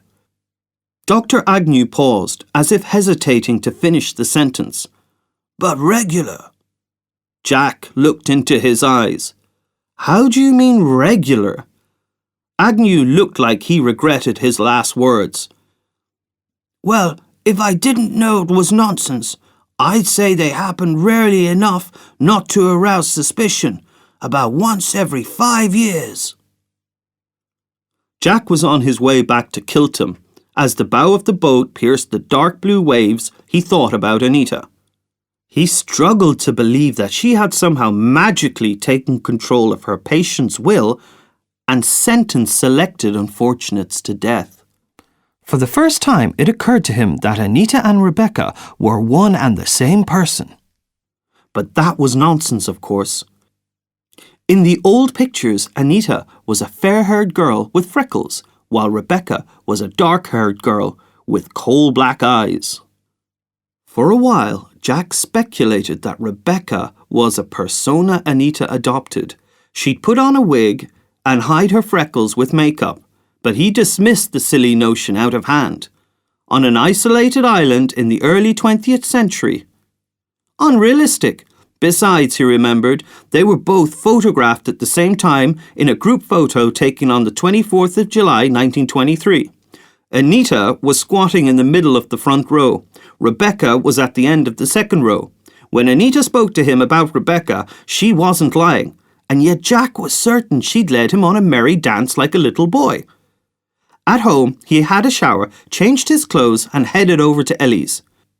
If he'd known what a bombshell Ellie had for him, he wouldn't have bothered with showering or changing. "I found something good," his girlfriend greeted him from the sofa. She was eating a chocolate muffin and drinking tea. "Aren't you going to ask what I found out in Edinburgh?" Jack sighed wearily. "All right, what did you find out?" "The psychiatrist, a colleague of Anita's, told me that Anita was an outstanding doctor. Nevertheless, every 5 years or so, one of her patients killed himself. Even though I know it's nonsense, I can't shake off the idea of Anita and Rebecca being one and the same person." Jack sat down beside Ellie. He ruffled her red hair and reached for a muffin. "What do you have for me then?" Instead of answering, Ellie silently pushed her laptop towards him. "Study record, the University of Edinburgh, Anita McCafferty." "How on earth did you get—" Jack suddenly choked on a piece of muffin. He had come to the photo from Anita's school. Before then, he'd only seen that face once, but he recognized it immediately, framed by long raven hair with beads around her neck. Rebecca. Ellie pounded the choking Jack in the back. "I told you I'd found something good." "Good!" Jack gasped. "This is sensational, but it means—" "It means that Rebecca was somehow responsible for the deaths on Kìltem, and she fled the island just before the massacre. But there was a flaw in her perfect plan. A living witness, Anita. I believe she kidnapped Anita from her foster parents, forced her to write a letter, and then killed her. Using her identity, she then went to Edinburgh to study psychiatry." "But there are a couple of hitches," Jack considered. "For instance, why did she only get rid of Anita 5 years after the Kìltem Massacre? After all, she could have turned her in at any point during that time." "She couldn't get rid of her right away. It would be a signal that the real killer was covering his tracks.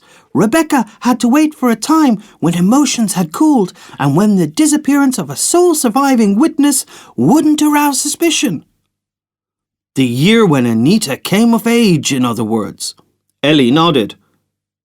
"How did she get rid of the body?" "There are lots of possibilities. She could have thrown it into the sea in a sack filled with rocks, or buried it somewhere in the middle of a forest." "But why did she apply to study in Edinburgh under Anita's name? She was taking a terrible risk." "This was almost 90 years ago, don't forget. For people living in Malik, Edinburgh was the far side of the world. Nobody there knew the real Anita. There was no living relatives, and she made it clear to her foster family in her letter that she did not want them to come looking for her." Ellie pondered. "But otherwise, I agree with you. It was a risk." "One hell of a risk," Jack mused. "Maybe she couldn't use her real name," Ellie suggested. "Maybe the police were looking for her real identity." "Do you think she was guilty of a crime? I mean, she was 16. "She was 16 and had already killed 116 islanders and the sole surviving witness. I think she'd killed before." "But who?" Ellie pondered. It was Jack who broke the silence. "How did you get hold of the information in the first place?" "You can find everything on the internet." Jack remembered his recent phone call to the foster care headquarters in Glasgow. But the archives of the University of Edinburgh can't be publicly accessible. "You're right, but that doesn't mean you can't access them." She paused. "You just have to be clever about it." "You broke into it?" "You're not going to turn me in, are you?" Ellie said, making puppy dog eyes at Jack. "You're a hacker." "Sort of," Ellie said, shrugging her freckled shoulders and popping the last piece of her muffin into her mouth. "Could you get inside the police's cold case database?" Jack asked. Ellie's eyes flashed. "You're thinking of Rebecca's parents' death." "Yes, maybe it wasn't caused by fish poisoning at all." But Rebecca herself... Ellie started tapping away on her laptop keyboard. Jack walked over to the sideboard and took out a bottle of whiskey. What will we do if we find the truth? Ellie asked. Do we report to the police that we found her murderer from the beginning of the last century? Maybe, Jack conceded. A Scottish Jack the Ripper, he chuckled. But what will they do with an old woman like her? German war criminals were also hanged eventually, even though they were old men who could barely walk. But face it, there isn't any evidence in this case. We have evidence, Jack reminded her. Which we can't use, Ellie replied, looking at him seriously. Jack sighed. I'll have to persuade her to confess somehow. You can do it, Ellie said, patting Jack's hand. She's 100 years old and she's bound to be a bit muddle-headed. She's sharper than you'd think, Jack said gravely. The next day, shortly after noon, he knocked on the door of Anita's room and entered without being asked. You spend more time here than at home, Anita greeted him, not seeming the least bit surprised. Won't Ellie be jealous? Jack desperately tried to remember whether he had mentioned his girlfriend's name to Anita. What brings you this time? I want to know what kind of psychiatrist you were. A good one, I'd say, but you must have found out this information by now, haven't you, Mr. Collin? Jack nodded. Which of my colleagues did you ask about me? Dr. Agnew? It must have been him. He's known me the longest, and he's still practicing. Did that fool tell you about my failures? The patients who took their own lives? I'm sure he did. He couldn't pass up on an opportunity like this to denigrate a woman who'd outperformed him. Are you telling me that the tragic cases didn't happen? No, they did. Of course they did, Mr. Collin. Trying to cure a mentally ill man is like trying to start a fire with a piece of flint. You strike and strike, but you know full well you'll rarely start a fire that way. An experienced arsonist knows that all you have to do is simply dip a rag in petrol and flick a lighter. In this case, unfortunately, there's always the risk that the flames will spread and take lives. Look at the history of any human activity and you will see that I am right. You can either play it safe and do a mediocre job, or you can take appropriate risks and commit to great things. Every invention in sporting first is always paid for by a series of fatal mistakes and losses. The scales have to be balanced. Freud laid the foundations of modern psychiatry, but he smoked so many cigars that they took his life. Dr. Agnew was, is, and always will be a mediocre physician. I was black and white. It's true, I have a few failures in my track record, but I've cured patients others couldn't get anywhere with.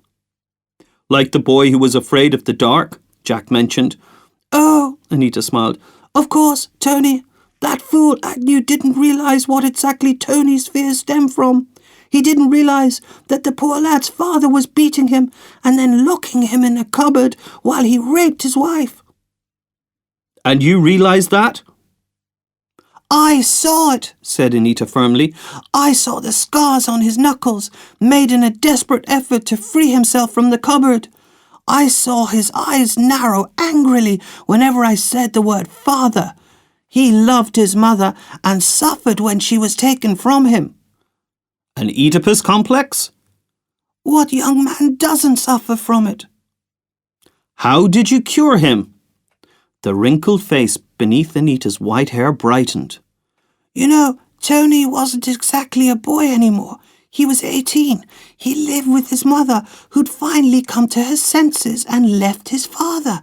His mother didn't know that his father locked him in the closet when he raped her. She thought he was afraid of ghosts or some kind of boogeyman. It was easy to cure Tony. I told him to go to his father, lock him in the cupboard and let him starve to death. We discussed in detail exactly how to do it, how to nail the door shut with planks of wood and how to cover his tracks. You planned a murder. I didn't see it as planning a murder. I saw it as treating a patient. Why did you decide to actually study psychiatry in the first place? Because of Freud. Really? Human life revolves only around sexuality. That has never changed and never will change. Freud said that? Of course, Anita replied. he was a very observant man, and he had a way of hitting the nail on the head. He founded psychoanalysis, Jack remarked. Anita looked pleased. The motivation of human behavior is determined by unconscious processes secretly going on in the subconscious. Did you meet him? No, I wanted to, but I didn't. He died when I was 31. I heard he spent his last days in London. Yes, he fled there from the threat of Nazism. He had cancer of the upper jaw because he smoked too many cigars, but refused sedatives. When the pain became unbearable, he asked his doctor, Max Schur, for a lethal dose of morphine. Like you, Jack remarked. I don't have cancer of the upper jaw, Anita said. But you refused to take painkillers. Anita looked down at her hands, disfigured with arthritis. Yes, I think we both did it for the same reason. To stop drugs from dulling your mind? She nodded. Are you going to ask for a lethal dose of morphine too? My pain is still manageable. Jack moved his chair closer to her bed. But if other circumstances should arise that would aggravate your condition, circumstances that have nothing to do with physical pain. What exactly do you have in mind? I mean, if it somehow came out that you killed your parents when you were 16, Rebecca. The woman was silent for a long time. Jack waited for her reaction. She couldn't escape in her condition. She didn't have the strength to get rid of him like she'd once got rid of Anita. She was at his mercy. Would she beg, make promises, or obstinately insist that the accusation wasn't true? But the old woman lying in the hospital bed surprised him. I was 15 when I killed my parents. It wasn't fish poisoning, stammered Jack, startled. No, it wasn't. And Anita? Her bones are now lying under the mud somewhere at the bottom of Loch Morar. She confessed! Jack exclaimed triumphantly as soon as Ellie opened the door. They sat down at the kitchen table and Ellie put on the kettle. What did she say? She corrected me that she wasn't 16 when she killed her parents, but 15. Oh my God, why did she do that? I didn't get a chance to ask. A doctor came in and announced that visiting hours were over. I'm going to see her tomorrow. Aren't you afraid? Of an old woman like that? She should be afraid of me. Do you plan to tell the police? It depends on how cooperative she is. I want to know her whole story from her childhood to the present. You don't like leaving jobs unfinished, Ellie smiled. Or mysteries unsolved, Jack added with satisfaction. Later that evening, they sat by the fireplace with glasses of whiskey and looked into the flames. Maybe we could move in together after all, Ellie said. Jack's face lit up. Ellie, that's wonderful. That's great. That's... But before you do, though, she interrupted, there's something you should know about me. Jack fell silent. He remembered the conversation on the cliff. Ellie's secret she wasn't ready to share. By remaining silent, he invited Ellie to speak and made clear he was ready to hear what she had to say. Ellie finished her whiskey, reached for the bottle and poured herself another glass. It was only when she'd taken another sip that she spoke. You already know that my boyfriend left me before I came to Kìltem. Jack nodded. But you don't know the reason he left me, and I need to tell you before we take the next step. Jack nodded. He squeezed Ellie's hand tightly to give her courage and reminded her that he was on her side. She took another sip of whiskey. I have endometriosis, she said. I can't get pregnant. Jack froze. His grip on her hand slackened a little. If you want to live with me, you have to accept that we won't have children, just like I've accepted that. Jack hadn't expected anything like this. He realized how important it had always been to him to start a big family. Children! His brain was working at full speed. Could you leave Ellie? Could you walk away from the woman you love and have imagined spending the rest of your life with just because she couldn't give you children? I don't need you to answer now, Ellie said, looking at him. The freckled face peeping out from behind her red curls was pale and sad. Take time to digest it, and don't be afraid to tell me the truth. It won't hurt me. I'm used to. Tears literally sprang from her eyes. She dropped her whiskey glass and slumped into Jack's lap. Please don't leave me, please don't, she sobbed as she soaked his shirt with her tears. Jack stroked her hair in silence. He was staring into the flames and thinking. I want to hear your whole story, he said straight out without greeting her, and no sooner than he'd sat down on the chair in Anita's room. Everything, even the smallest details. If you don't tell me, I'll turn you into the police. Anita smiled at Jack. You're very impatient today, Mr. Collin. You didn't even take the time to knock or say hello. Any problems? It's you who has a problem, miss, Jack exploded. You heard. Speak. Anita sighed. I reckon everyone should confess before he dies, to ease one's conscience, and I really don't have much time left. What do you want to hear first? About the family you killed. Your childhood. My childhood? Anita raised her eyebrows. Are you prepared to hear nasty things? I've studied the Kìltem Massacre for almost a year. I'm ready for anything. All right. Anita looked out the window as if she might see her pass through it. She took a deep breath and began her story. I was born in Blairgowrie on the 29th of April, 1908. Our cottage was not by the sea, as I had told the people of Kìltem, but in a remote spot among the fields. My father was not a fisherman, and my mother did not mend fishing nets. They did not die from fish poisoning. In reality, they were both victims of the Great Depression after the First World War. My father lost his job in a coal mine, and my mother supported the whole family by slaving from morning to night for a pittance in the local factory. I remember being constantly hungry. My unemployed father, who waited for me every day when I returned from school, was usually drunk and bad-tempered. He would constantly put me down, saying I was a burden to them. I only took and contributed nothing. He kept saying how ugly, stupid and clumsy I was. You don't have to be a psychiatrist, Mr. Collin, to guess what a child like that will grow up to be. A self-conscious and stammering wallflower who stares at the ground when somebody talks to them. I desperately needed support, to be told I was special. And you know what? A miracle happened.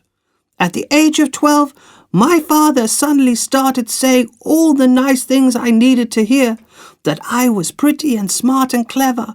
But I soon realized that it wasn't a guilty conscience that was behind the change, but lust.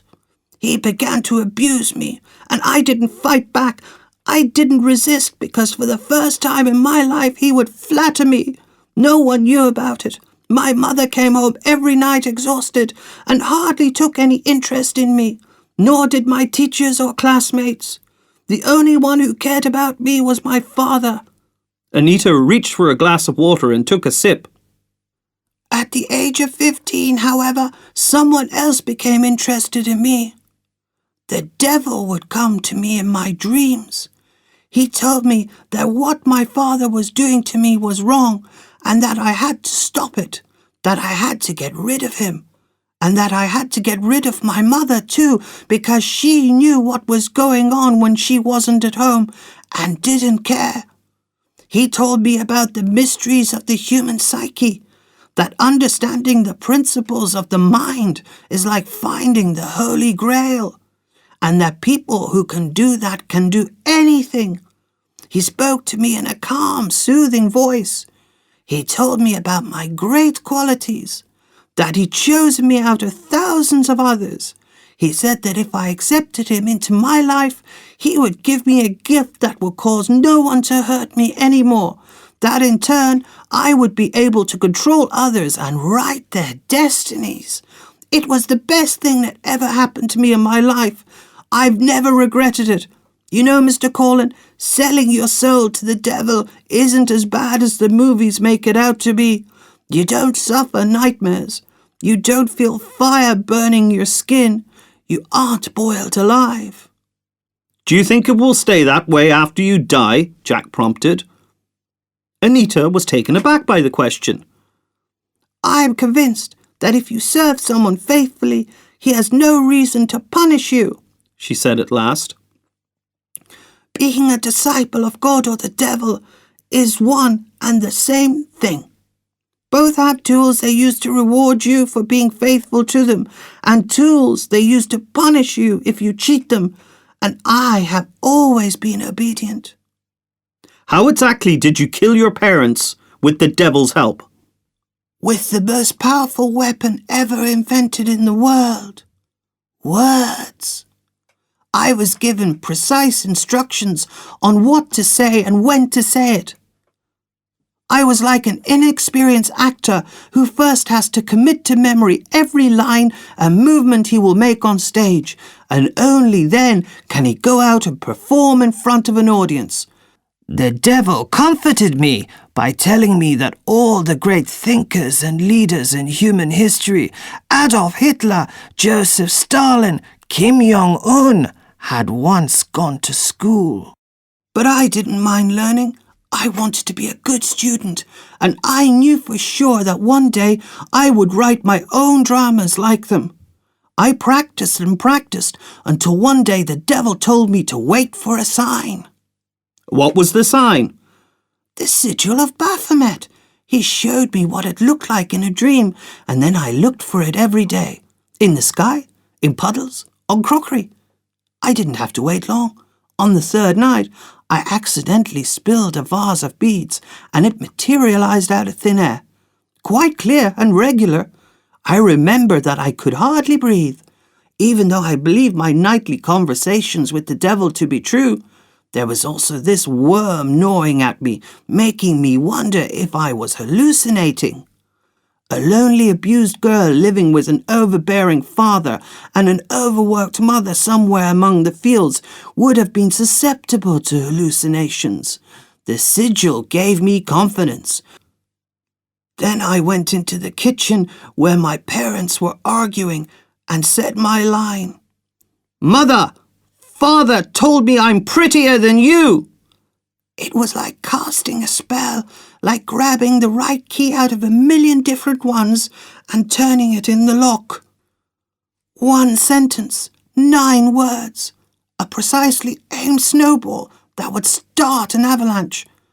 My mother started yelling at my father, saying that she knew that he was a filthy pig, that he'd go to jail, bringing shame on the whole family. My father said he had no choice, because she had become withdrawn from him. My mother shouted that if he hadn't just lounged around the house like a slob, he would have understood how exhausting her job was. He said that he would happily work if he could find a job, and so on. All the pent-up emotions and aggression were released all at once, like a rubbish bag bursting open. The bad seed sprouted. The quarrel ended in a fight, and ultimately in death. Standing in the doorway, I watched my father plunge a knife into my mother's chest. He pulled the knife out and looked at me angrily. Then he came towards me. Do you want to know if I was afraid? No, I wasn't. I knew I was under the protection of the devil. I'd done everything he wanted me to do. My father walked up to me, lifted his bloody hands, and then stroked my cheek. I'm sorry, Rebecca, he said. I'm sorry for everything I did to you. Then he took a rope out of a drawer and asked if I could tie it noose. I did. By the time I'd finished, he drowned half a bottle of whiskey. He took the rope from me and went to the barn to get a ladder. He leaned it against the gnarled lime tree that grew near the house and tied the rope tight around one of its branches. Then he finished the whiskey. I stood under the lime tree and watched as he drunkenly placed his bare feet on each rung. Some of them creaked under him. When he reached the noose, he put it over his head and pulled it tight. I felt strong. My worst enemy had apologized and accepted his just punishment. The devil had saved me. Without him, the rapes would have gone on, leaving me a taciturn, withdrawn girl with no pride and self-confidence. That same day, I ran away from home. All I took with me were the beads. I made bracelets out of them so that I could keep them with me at all times and they could be a constant reminder of my transformation. And also so that my teacher could give me signs through them. I travelled right across Scotland heading west, and he was always with me. He spoke to me and educated me in the mysteries of the human psyche. He demonstrated their power through practical demonstrations. A lot of people died on that journey. All you had to do was say the right words. You know, Mr. Corlin, I've never killed anyone except Anita McCafferty. Except for Anita, I've never physically taken a life. All those people killed themselves, of their own free will, because they wanted to, not because I forced them to. There are bad seeds in everyone's heads that will sprout given the right conditions and the right care. And Kìltem, that was a masterpiece, the final exam to end my studies. I felt like I was conducting an orchestra with the devil's help, making sure all the instruments were in tune, getting to know all the various musicians and sensitively guiding them towards the gears of a machine that would fall apart if just one single part didn't work as it should. It was the devil's work then. Yes, Kìltem was. No mortal could create anything so perfect. And the bad cases from your medical practice? It was my job by then, Anita said with pride in her voice.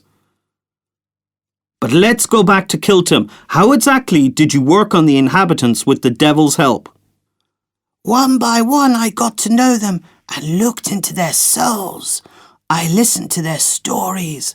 I shared their traumas and unfulfilled desires. Did you sleep with them? That was part of the plan. It was the only way I could convince them that I had full confidence in them. It was the only way I could manipulate them. You see, Mr. Corlin, people are convinced that they control their lives with their minds. But the opposite is true. We act on instinct. Like animals, we use our minds just to rationalize our base actions. What was the role of the sigil of Baphomet made of split peas in Sophie Gordon's photo? They weren't peas, they were beads. And the role they played was crucial. Again, it was a sign. Over the course of a year, I built an incredibly complex and interlocking pattern out of individual dominoes. All I needed was a suitable candidate to make the first throw of the dice. In the end, I chose the parish priest. I hated him because he was the most vocally opposed to my presence on the island. I didn't go to mass and confession to appease him, but to get a better look into his soul. I can tell you that I've never seen a man with so many unsatisfied needs and psychological problems in my entire life. He was the perfect candidate. And he had a very close relationship with all the people of Kìltem. He took their confession and knew everything about them. It was a supreme act of manipulation. I managed to convince him that all the people of Kìltem were against him. I extracted several painful memories from his subconscious and activated them. The proof that I had played my part successfully was the fact that I convinced him, the parish priest, to make his move only when he saw a 5-pointed star in a circle as a sign. Did the devil make it? No, it was me. Why didn't you destroy the sigil? How could you have known that no one would notice it? It was a risk I had to take. I couldn't leave the island after the Kìltem Massacre. The chances of being spotted and remembered in the port of Malig were too great. Harry took me to the mainland that afternoon.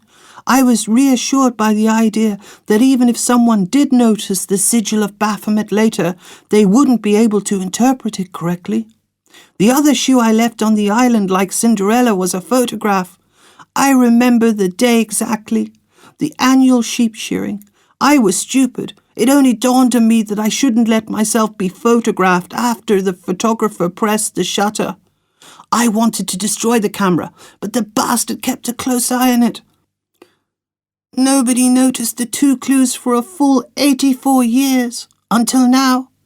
You left 3 clues on Kìltem. Oh sure, Anita, my alter ego. You already know what happened to her. Anita, I mean Rebecca. You can call me by my false name, she grinned. I've got used to it over the years. Anita then, why have you told me all this? How did you know I didn't have a recording device in my pocket? Anita gazed intently at Jack. I knew you wouldn't turn me in, even if I confessed to you. I know you better than you know yourself, Jack. Jack became unsure. I know that your harmless aversion to mystery and unfinished jobs is not at all as harmless as you tried to tell me last time. That it's making your life hell. She paused. And I also know of one desire of yours that could push you to kill. There is no such thing. Oh, but there is, Jack, there is.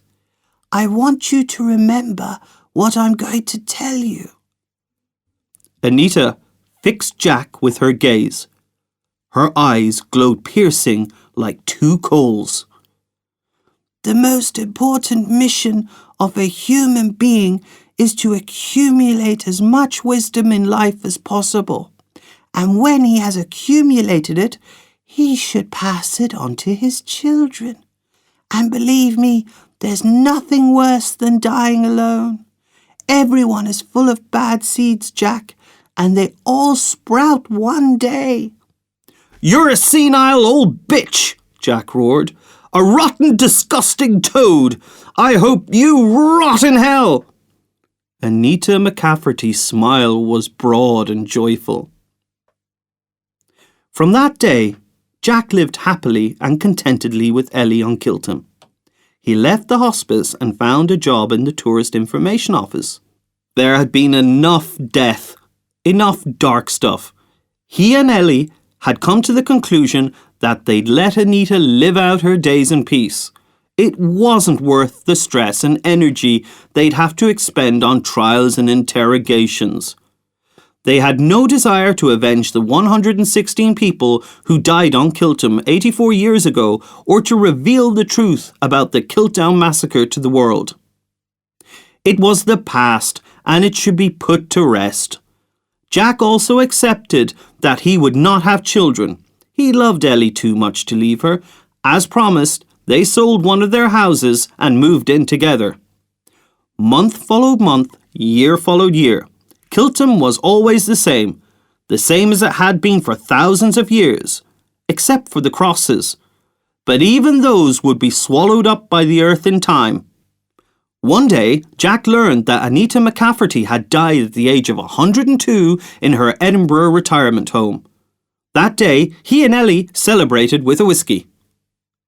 One evening, Jack set about tidying up. Ellie was enjoying a hot bath in the bathroom. While dusting a cabinet, he accidentally knocked over the decorative vase containing the red stones. He stared at the carpet for a long time, not believing what he was seeing. The sigil of Baphomet! The last words he had heard from Anita McCafferty suddenly flashed through his mind. The most important mission of a human being is to accumulate as much wisdom in life as possible. And when he has accumulated it, he should pass it on to his children. And believe me, there's nothing worse than dying alone.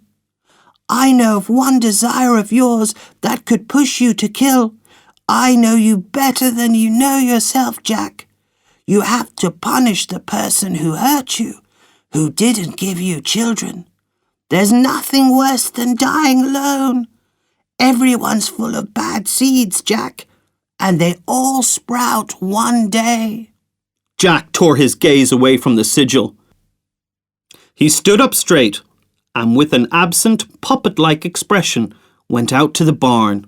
He had never set foot in it, but he knew he would find it. A pitchfork!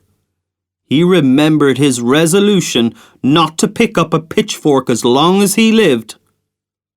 You should never say never. He grasped the instrument with both hands and eyed the 4 long, narrow, curved tines. They looked sharp. He returned to the house and made his way towards the sound of splashing water. Ellie was still in the bathtub, and the next moment he would open the door.